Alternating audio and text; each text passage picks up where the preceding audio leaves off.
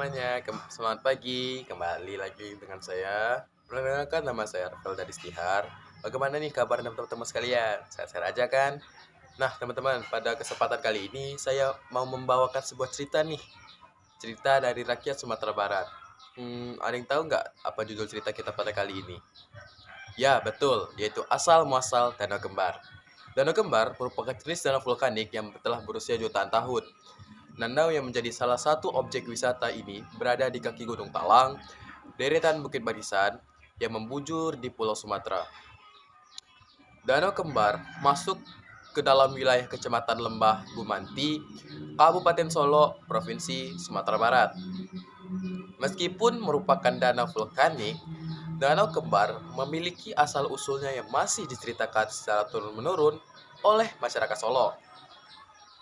Alkisah, pada suatu waktu di masa yang lampau, hiduplah sebuah ahli pembuat papan yang bernama Minyak Gadang.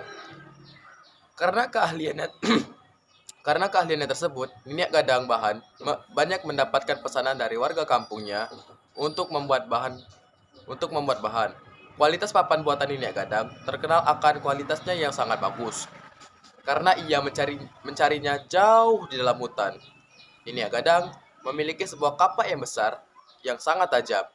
Selain ahli dalam pembuatan papan, Niniak Gadang juga ahli dalam bela diri pencaksilat. Niniak Gadang melatih pemuda kampungnya belajar ilmu pencaksilat dengannya. Suatu hari, ia pergi ke hutan di kaki Gunung Talang demi mendapatkan pohon yang berukuran sangat besar. Tiba-tiba, batu besar jatuh dan membuat Niniak Gadang terkejut. Niniak Gadang yang terkejut melihat secara dekat batu besar yang jatuh tersebut. Lalu berkata, "Siapa yang mengganggu perjalananku? Keluarlah cepat. Jangan jadi pengecut. Tunjukkanlah dirimu sekarang." Tiba-tiba, seekor ular naga muncul di hadapan Niniak Gadang. "Hei ular, aku datang bukan untuk mencari masalah denganmu. Kenapa kamu mengganggu perjalananku?" Jawab si ular. Kemudian, ya benar juga. Kamu tidak mencari masalah kepadaku. Hehehe. Kalau begitu, mengapa kamu mengganggu perjalananku? Masalahnya, aku lapar sekali. Aku tidak punya makanan untukmu. Siapa juga yang minta makanan sama kamu? Jadi, apa maumu?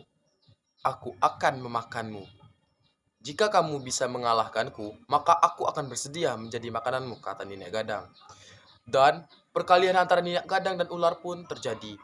Ular naga itu sangat marah dipermainkan oleh Niniak Gadang. Dengan segenap kekuatan, ular naga itu menyerang Niniak Gadang. Niniak Gadang tak hanya diam. Dengan jurus silat dan kapaknya yang tajam, ia juga menyerang ular naga raksasa itu. Pertarungan itu pun berlangsung dengan sengit dan lama. Dan akhirnya, ular naga raksasa itu pun jatuh dan tidak bisa bangun lagi. Niniak Gadang mengangkat tubuh ular raksasa itu dan melemparnya ke dalam lembah yang jauh di bawah kaki Bukit Talang. Dengan tubuhnya yang melingkar. Merasa ada yang aneh, Niniak Gadang pun mendekati tubuh ular naga yang jatuh itu. Ia melihat darah yang mengalir dari tubuh ular tersebut hingga menggenang di sekitarnya. Darah yang mengalir dari ular tersebut membentuk dua genangan besar. Lama-kelamaan, dua genangan itu membentuk sebuah danau. Sejak saat itu, dua danau yang saling berdekatan itu dikenal dengan Danau Kembar.